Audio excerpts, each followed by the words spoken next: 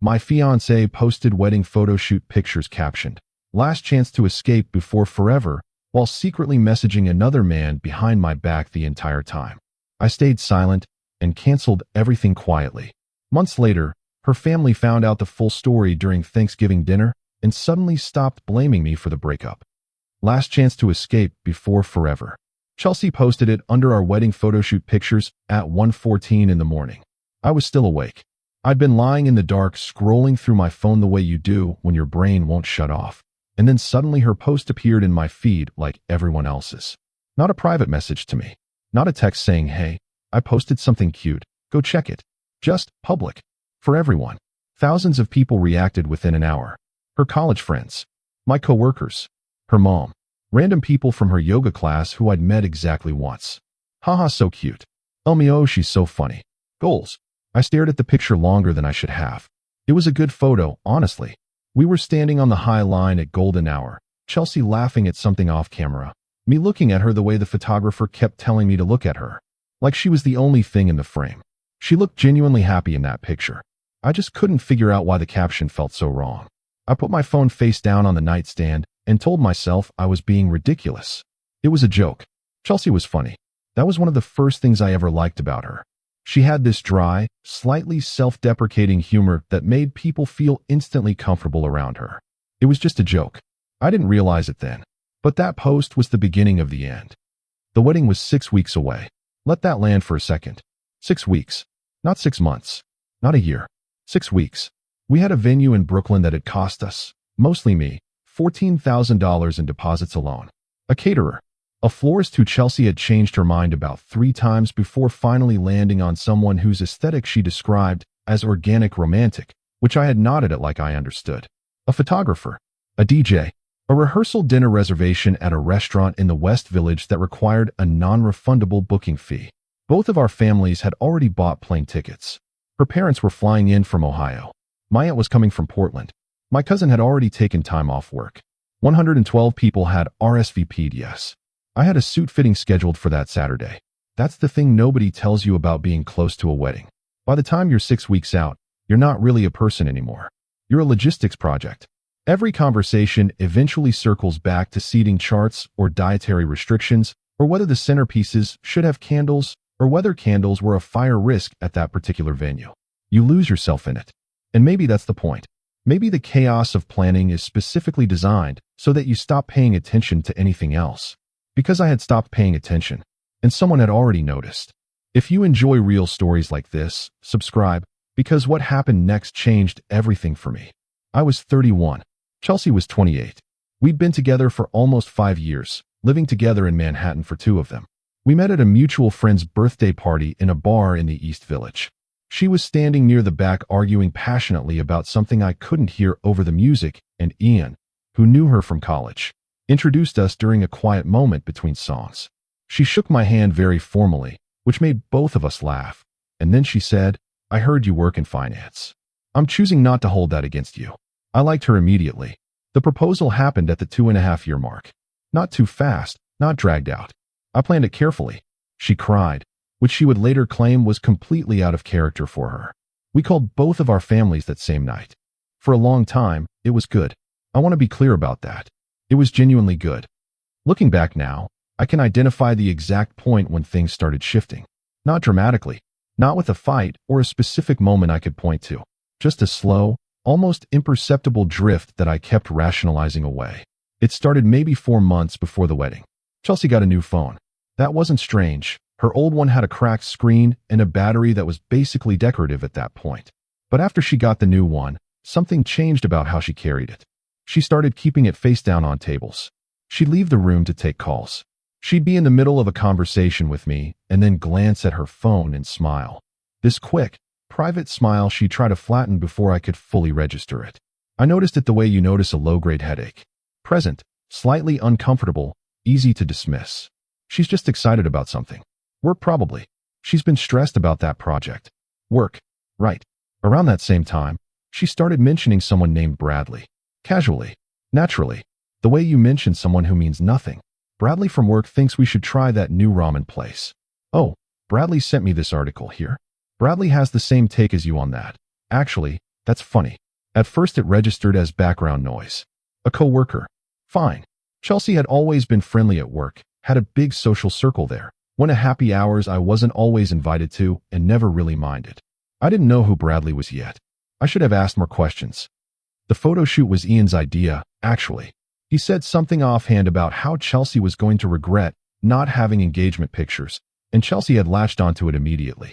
We booked a photographer through someone she knew, spent a Sunday afternoon on the High Line, making what felt like slightly stilted versions of ourselves while a woman with a large camera kept saying yes. Beautiful. Now look at each other like you're about to say something. Chelsea was genuinely radiant that day. That's not a rewrite. She was laughing and relaxed, and kept pulling me in by the collar of my jacket for these unscripted moments that looked effortless in the photos. I remember thinking, in the car on the way home, okay, we're fine. Look at us. We're fine. She posted the pictures at 1:14 a.m. with that caption and didn't mention it to me until I brought it up the next morning. It's just a joke, she said. She was making coffee and didn't turn around. People think it's funny. I know, I said. I just thought it was a little. It's not that deep. She said it lightly. Not mean exactly, but with a slight edge, like the conversation was already a little tedious. I let it go. That detail mattered later. About 3 weeks before the Thanksgiving dinner that would eventually unravel everything, Ian and I got lunch. Ian had known both of us for years. He'd introduced us. He was one of my groomsmen. He was also the kind of person who chose his words very carefully, which sometimes made his conversations feel like you were reading a document that had been through multiple rounds of legal review. We were halfway through our food when he said, "How are things with you and Chelsea?" "Fine," I said. "Stressed about the wedding stuff, but..." "Yeah." He nodded. Paused. "She seems busy lately." I looked at him. "What does that mean?" He looked back down at his plate. "I just mean she seems like she has a lot going on." Ian never said more than he meant to, and right then he looked like a man who was trying very carefully to say almost nothing. "Ian, I don't know anything," he said. "I want to be clear about that. I just think..." He set his fork down. "I think you should pay attention." That was it. That was the whole warning. I drove home with that conversation sitting in my chest like a stone. Pay attention. To what?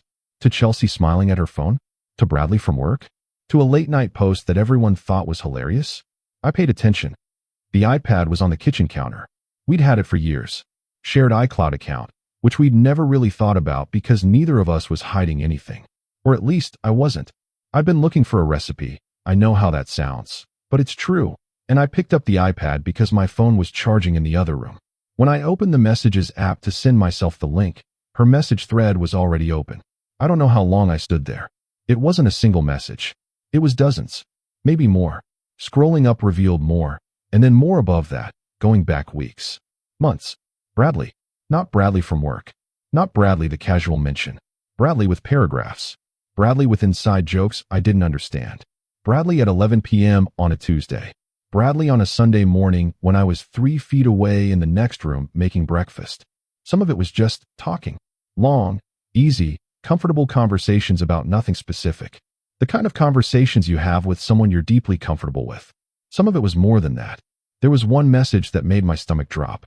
She'd sent him a picture of our engagement photos, the ones from the High Line, and underneath she'd written, "My photographer is talented at least, LOL." He replied, "When are you going to stop doing this to yourself?" She replied, "Soon." I put the iPad back on the counter. I didn't pick up my phone. I didn't call anyone. I didn't go into the bedroom where Chelsea was watching something with her earphones in and demand to know what soon meant. I just stood in the kitchen for a long time. And then I went to bed. I need to explain something about that decision. The decision to say nothing. Because I've had people ask me later, after everything came out, why I didn't just confront her immediately. Why I let weeks go by. Why I sat across from her at dinner and asked how her day was and listened to her talk about floral arrangements while knowing what I knew. Here's the honest answer. I wasn't ready. Not because I was scared of her. Not because I thought I might be wrong. I knew I wasn't wrong. But because I had 112 people with plane tickets and RSVPs and a florist who specialized in organic romantic centerpieces, and I needed to think before I moved. Also, if I'm being completely honest, a part of me was watching. Not to gather more evidence. I had enough. But because I had spent 5 years with this person, had believed something about who she was, and I wanted to understand. Even if only privately. Even if she never knew I'd understood exactly how far this had gone. So I watched. The affection spike happened that same week. This is something I've heard other people describe. This pattern where, right around the time guilt becomes too heavy, the person carrying it suddenly becomes inexplicably warm. Like the guilt has to express itself somewhere, and affection is a safer outlet than confession. Chelsea started texting me during the day more than she had in months. Sweet, unprompted things. Can't wait to see you tonight. I was just thinking about that trip we took to Montreal. She made my favorite dinner twice in 1 week without being asked. She started reaching for my hand in public again. This thing she'd drifted away from so gradually, I hadn't even noticed until it came back. It was almost worse than the distance. Because the distance had been easy to rationalize.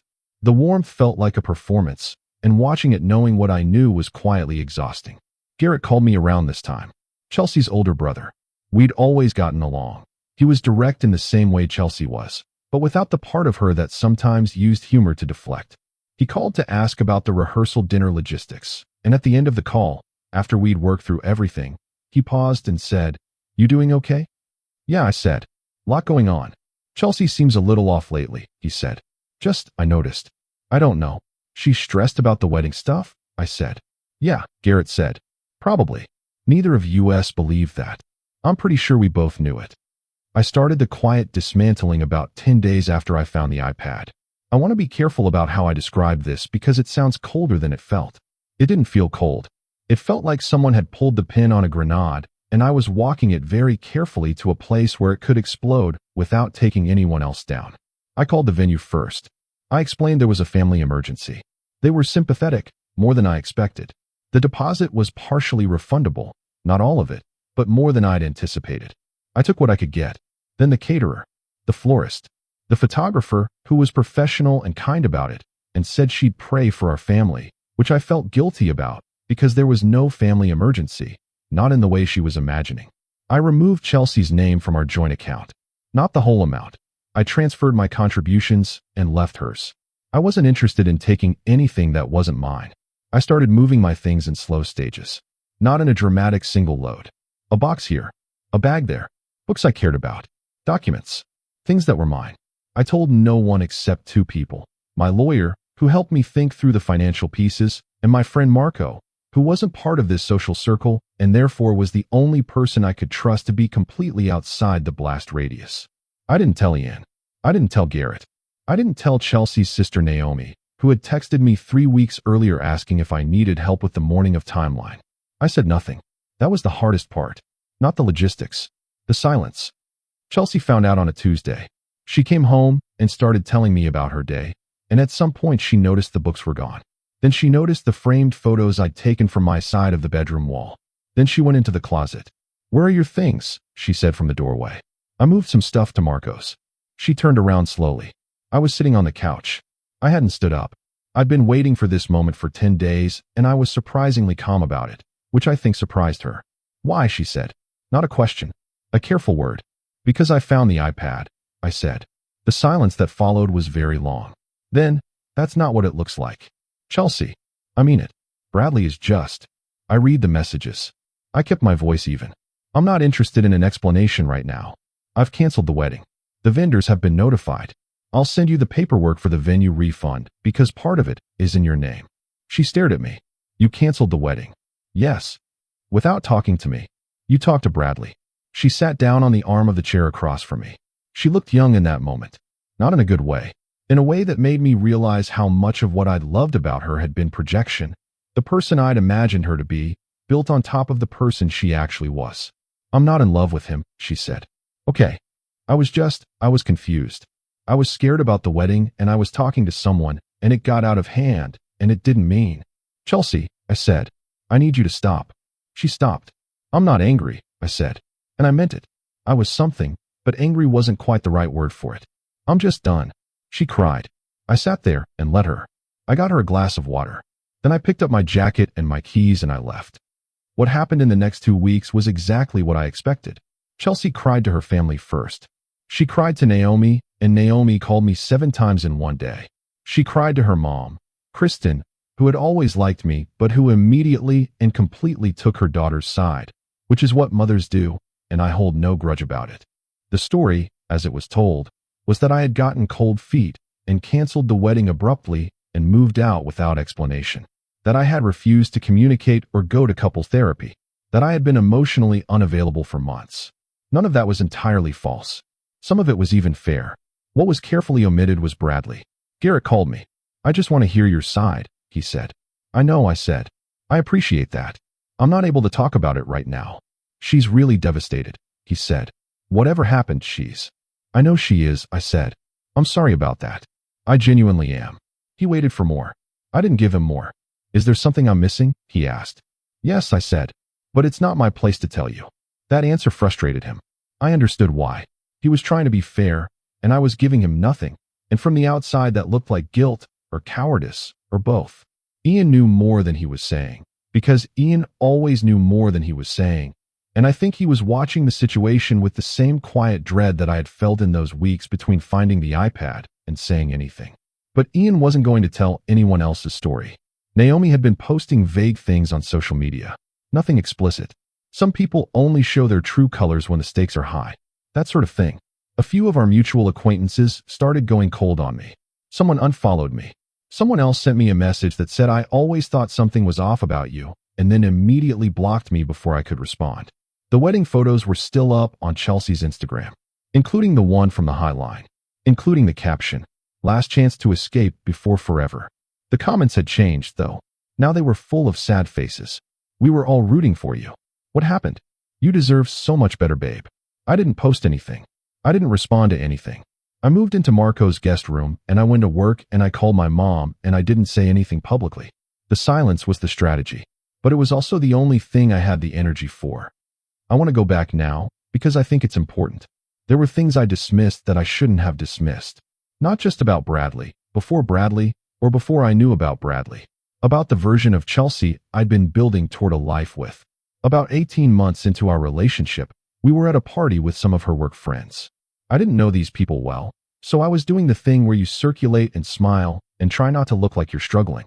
Chelsea had been drinking, which made her funnier and also sharper-edged in ways she usually kept better contained. At one point, in front of 3 of her co-workers, she said, "He's very sweet. He just doesn't always get the joke." She was talking about me. People laughed. I laughed. It was a party, but that phrase lived in me longer than it should have. He doesn't always get the joke. Meaning, I was slightly outside the thing she was actually part of. A good-natured participant, but not quite a native speaker of whatever language she really lived in. I told myself it was nothing. Party conversation. A little self-deprecating by proxy, but ultimately harmless. There were other moments. A habit she had of telling stories about me to other people that were subtly, carefully, not quite flattering. Not cruel. Not anything I could cleanly call out. Just slightly undermining. The version of me in her stories was lovable, but faintly ridiculous. Well-meaning, but missing something she found obvious. I think she found me safe. Which is not the same as finding someone compelling. I think she was practical about that for a long time, and practical became a performance. And then the performance started requiring more energy than she had. Bradley, I found out later, worked in her office for 8 months before any of this started. Which meant he'd been present for almost a year before I ever heard his name. Which meant the casual mentions, Bradley from work, were already abbreviated references to something that had already been building. That's the timeline I wasn't given. Looking back at the Highline photos. Looking back at the way she laughed off camera. Looking back at the golden hour light, and the way she'd pulled me in by the collar. She'd been messaging him the night before that photo shoot. I found that out later, and when I did, something I hadn't known was still Tinder finally went quiet.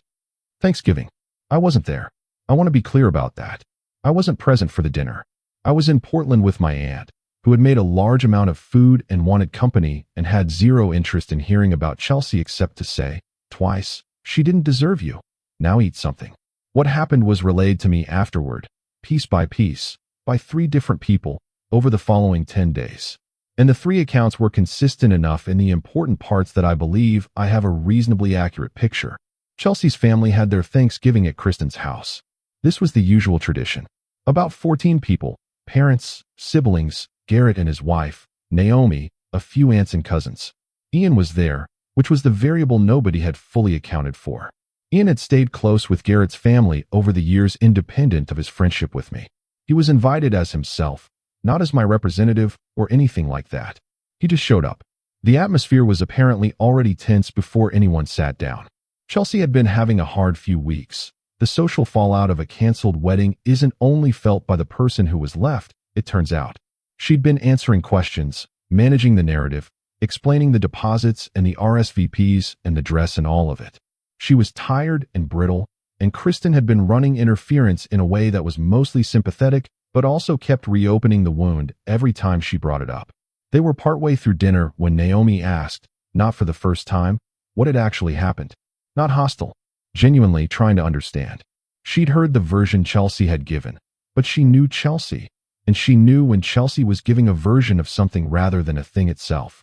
I've told you, Chelsea said. You said he got cold feet and left without talking to you, Naomi said. But that doesn't sound like him. You didn't know him as well as you thought. I knew him for 5 years, Chelsea. Garrett, according to Ian, had been quiet up until this point.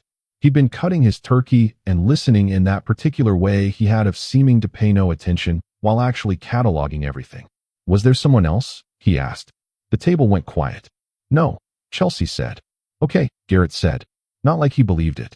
Like he was filing the answer. And then Kristen said something intended to be supportive. Something about how sometimes people get scared and make decisions they regret, and Chelsea didn't deserve to carry the blame for someone else's fear, and Chelsea started crying. Ian said it was when Chelsea started crying that he made his decision. He didn't say it loudly. He didn't perform it. He just said, quietly, to the table. His name was Bradley. The silence that followed, by all accounts, lasted a long time. Chelsea stopped crying. Or rather, the crying changed quality, from grief to something more like alarm. That's not, she started. I'm not going to go into details, Ian said. I don't know all of them, but I know enough. And he knew enough, and he chose not to say anything, and that took more character than most people could manage. Kristen looked at Chelsea. Garrett looked at Chelsea. His wife looked at Chelsea. Naomi looked at her plate. It wasn't serious, Chelsea said. It was just talking. For how long? Garrett asked. That doesn't. Chelsea. How long? She didn't answer. And the not answering was, apparently, its own kind of answer. What followed wasn't a dramatic confrontation. It wasn't screaming. There was no overturned plate, no storming out. That would have been easier to manage, actually. What happened was worse. People started talking about other things. Passing dishes. Responding to what Kristen said about the stuffing recipe. The conversation moved on, and Chelsea was left sitting inside the silence of what had just been acknowledged. Her cousin asked her to pass the rolls. She passed them. Naomi told me later that what broke her heart wasn't the revelation itself. It was the moment after, when she watched Chelsea scan the table looking for someone who was still fully in her corner, and found no one quite meeting her eyes. Garrett called me the Sunday after Thanksgiving. I owe you an apology, he said. You don't, I said. You were protecting your sister. I was taking her word without asking enough questions. He paused. Ian told us enough. I want to hear more from you, if you're willing, but only if you want to. I thought about it.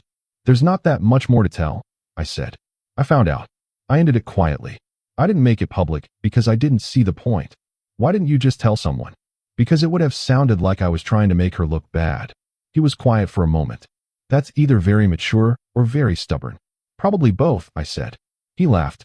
A small, tired laugh. For what it's worth, he said, she's not doing well. Not in a way that's designed to make you feel guilty. I just want you to know that I think she knows. I think she knows what she threw away. I hope she's okay, I said. And I meant it. She's going to be, he said. Eventually. We talked for another 20 minutes about nothing important. Football. His kids. A restaurant he'd been to in the city that he thought I'd like. Before he hung up, he said, he wasn't worth it. Bradley. For whatever that's worth. I know, I said. Kristen reached out a few weeks later. A careful, formal email, not the text message or phone call I'd expected, but a written thing, like she'd drafted it more than once. She said she was sorry for assuming. She said she'd always thought highly of me. She said she hoped I wouldn't hold what happened against Chelsea forever, and also that she understood if the answer to that was complicated. I replied thanking her. I meant it. There was no version of this where I wanted Chelsea's family to suffer for believing their daughter. The wedding photos came down from Chelsea's Instagram sometime in December. Not just the highline ones. All of them. The caption disappeared. Last chance to escape before forever. Gone. Though not from my memory, obviously. I don't think that one ever fully leaves. Naomi sent me a long voice message on a random Wednesday in January. I almost didn't listen to it, but I was on a long walk and started it without thinking. She talked for about 6 minutes. Most of it was apologetic. She said she'd let herself fill in blanks in Chelsea's story and hadn't questioned them the way she should have. She said she remembered how I'd been at the bridal shower planning meeting. This thing Naomi had run where I'd stopped by to drop off flowers Chelsea had asked me to pick up, and how even then, something had felt off about the way Chelsea talked to me in front of people. A particular tone, a slight distance. Naomi had noticed it and dismissed it, and now she was replaying it. "I don't know what you need," she said at the end of the message. "I just didn't want to be one more person who stayed quiet when staying quiet was the wrong thing." I texted back, "I appreciate that. Thank you." She replied, "You're one of the good ones. I hope you know that." I put my phone in my pocket and kept walking. The city was gray and cold, and I had nowhere I needed to be, and for the first time in a long time, that felt okay. I'm not going to tell you I'm fine in the way people mean when they want you to be fine. There are still mornings when I wake up and something small, the angle of light through a window, a specific song, the smell of that coffee Chelsea always bought, lands somewhere tender, and I have to wait a few minutes for it to pass. That's not damage, I don't think. That's just the receipt for 5 years. I've been going to therapy, which I probably should have done years ago. My therapist is a dry, no-nonsense woman who said to me in our 3rd session, "You made the right decision. What you're grieving isn't the relationship you had. It's the one you thought you had." Then she looked at me over her glasses and said, "That's actually the harder loss." She's right. It is. The money I lost on deposits is gone. I've made peace with that. The time I spent planning something that didn't happen is gone. I've made peace with that too, mostly. What I still think about occasionally is the version of the story that almost got told. The one where I never found the iPad. Where I walked down the aisle in Brooklyn in a suit that cost me $300 to have fitted, and Chelsea stood across from me with Bradley in her phone and her last chance to escape caption going viral on Instagram. I think about that version and I feel something I don't have a clean word for. Not quite relief. Not quite grief. Something like, "That was close." Bradley, I heard through Ian, and Ian told me this without my asking, which felt like its own kind of gift, had transferred to a different office in the spring. He and Chelsea weren't together. Whether they'd been together in any meaningful sense was a question I no longer needed answered. Chelsea moved to a smaller apartment. I know this because we had a few neutral, logistical communications about some remaining shared items, and she mentioned it. I moved somewhere I liked better than the old place. A little more space. A building with good light. I got a plant. I've kept it alive for 4 months, which feels like more of an accomplishment than it probably is. A few months ago, Ian and I had lunch again at the same place as before. Halfway through, he said, "I should have told you sooner." About what I suspected. "You didn't know anything specific," I said. "I knew enough to feel it." "You warned me," I said. "You told me to pay attention." That's not the same as saying the thing plainly. I thought about that. No, I agreed. But I don't think I was ready to hear the thing plainly. I think I needed to find it myself. He nodded slowly. "How are you actually doing?" "Better," I said. Genuinely. He studied me the way Ian studied things. Like he was checking the answer against some internal reference. Then he picked up his fork and said, "Good. You deserved better. You keep saying that. It keeps being true." The wedding never happened. But the truth showed up anyway. It just took a Thanksgiving dinner and a quiet man who had nothing left to prove. She wanted a last chance to escape. Turns out I was the one who took it.